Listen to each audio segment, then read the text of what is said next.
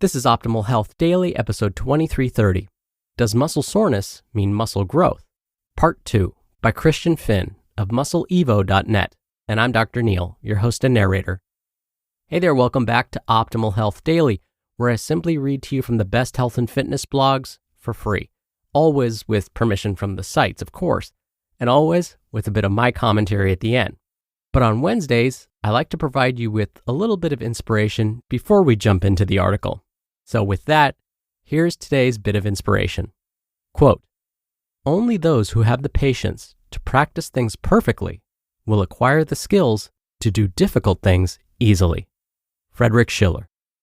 All right, as a reminder, today's post is part 2 from yesterday. So if you're new or skipping around, I'd recommend listening to yesterday's episode first. That was episode 2329. But if you're all caught up, let's hear part 2 and continue optimizing your life. Does muscle soreness mean muscle growth? Part 2, by Finn of MuscleEvo.net. Why do muscles get sore? Muscle soreness is nothing more than a sign that you did something your body wasn't used to, or performed an exercise that just so happens to trigger more soreness than others. What's more, an increase in muscle soreness doesn't necessarily reflect an increase in muscle damage.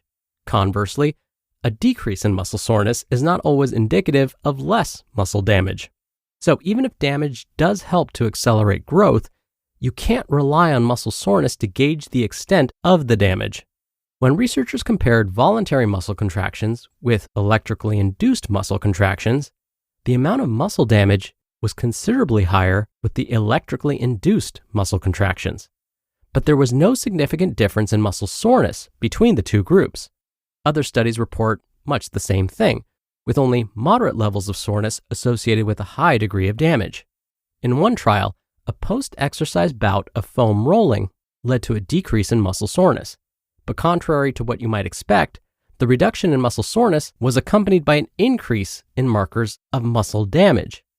According to Matt Perryman, author of Squat Every Day, quote, "Muscle soreness happens when you create enough total damage to aggravate the connective tissues.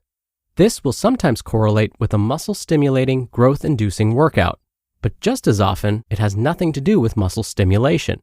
Being sore, stiff, and exhausted might feel good, but it's not a replacement for training intelligently." End quote.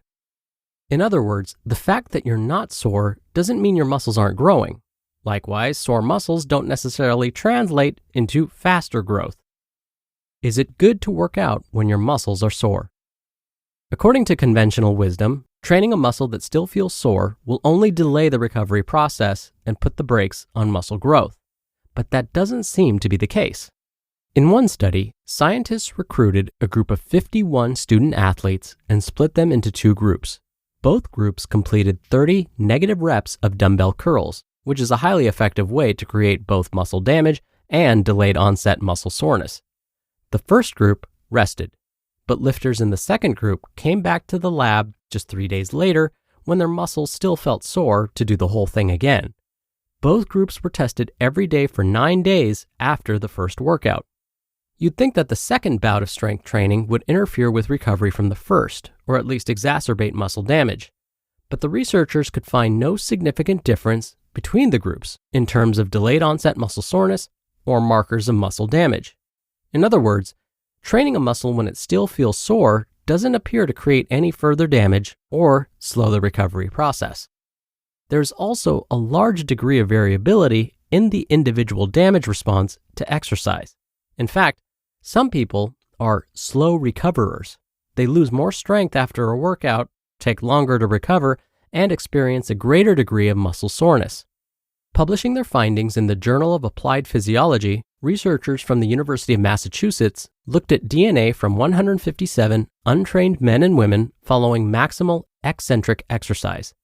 They found a link between variations in the CCL2 and CCR2 genes and the severity of exercise-induced muscle damage. With the exception of one individual, the presence of the rare alleles exacerbated strength loss, prolonged strength recovery, and elevated soreness. There are also large differences in the ability of various exercises to create soreness. Certain movements, particularly those involving high levels of muscle activation at longer rather than short muscle lengths, are more likely to create muscle soreness than others. This length-dependent component is the reason why Romanian deadlifts, which requires high levels of muscle activation at a long muscle length, lead to so much soreness, while the lateral shoulder raise requires high levels of muscle activation at a short muscle length doesn't.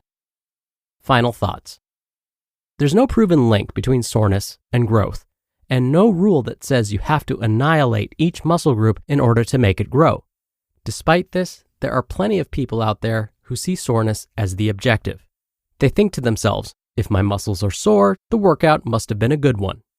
A training session that forms part of a program designed to stimulate muscle hypertrophy will sometimes leave you feeling sore the next day, but that very same training program will sometimes include workouts that don't produce the same level of soreness.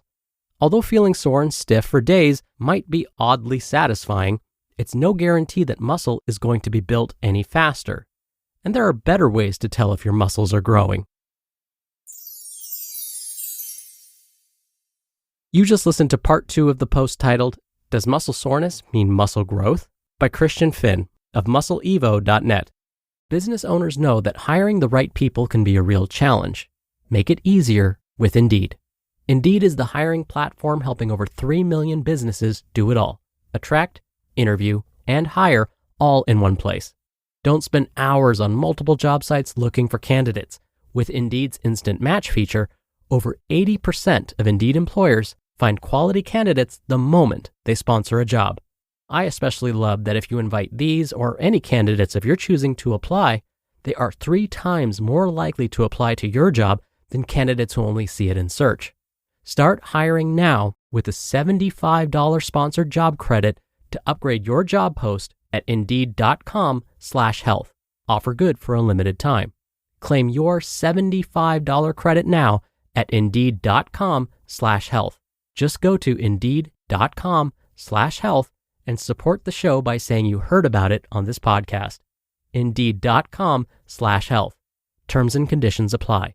Need to hire? You need Indeed. Dr. Neal here for my commentary. The research today's author, Christian, shared about working out when experiencing delayed onset muscle soreness was really interesting. It's true that when we're experiencing soreness, the usual recommendation is to work those muscles again, but gently. I mean, I've talked about this lots of times. But Christian shared with us some research about how that may not be necessary. It really depends on the person. For me, I know that if I were to try and train my sore muscles, I will feel miserable and probably hurt myself. So maybe I'm one of those slow recoverers that Christian talked about. What we can agree on, though, is if you're feeling sore, it's not a great idea to lay in bed all day, even though we very much may want to. Instead, move those sore muscles somehow. And here it's important to know your body. For me, moving my sore muscles gently is the way to go. For others, they may want to wait a day or two and then work those muscles out again with just as much intensity. Oh, and Christian ended the post by saying there are better ways to tell if your muscles are growing. You may be wondering, how? Well, it comes to simple measuring with your standard measuring tape. Buy one of those flexible measuring tapes and every so often, measure your arms, chest, legs, your waist, and your hips, and that'll tell you whether or not your muscles are growing. All right, that's another episode of Optimal Health Daily. Thank you so much for being here. Thank you for listening every day. And thank you so much for sharing the show with someone. That's a great way to help keep this podcast going. So if you think you know someone that might appreciate this content and what we do on this show, send them a link. And I thank you in advance for doing that. I hope you have a great rest of your day. And of course, I'll see you back here tomorrow with another post and where your optimal life awaits.